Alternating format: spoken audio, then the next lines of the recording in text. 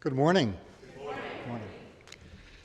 I appreciate the opportunity to offer my perspectives on stewardship and its importance to St. Andrews.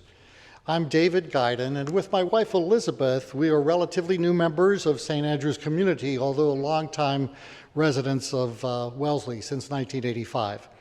As I've heard the stories of other stewardship speakers and writers, I'm struck by the remarkable similarities about how they came to be involved with St. Andrews and why this parish resonated with them.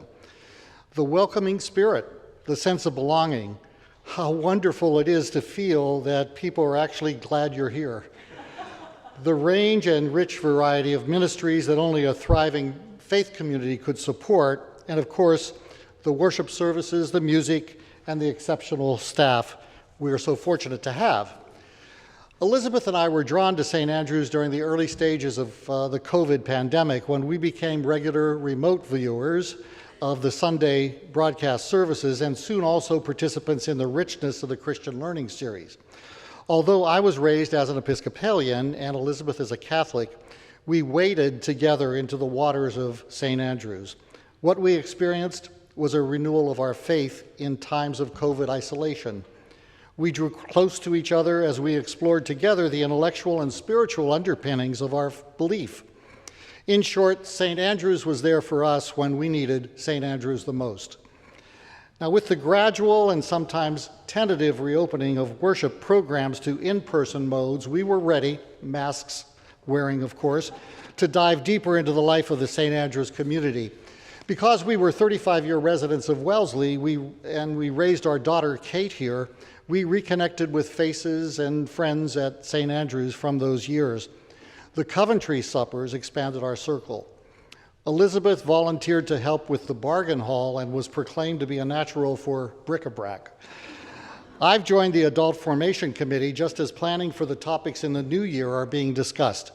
So for those in the parish who attend the 8 a.m. or the 10 a.m. service, what could be more convenient than to drop by the parish hall at 9 o'clock for a 45-minute, non-judgmental, interactive discussion of our church's rich history, theology, scripture, and prayer.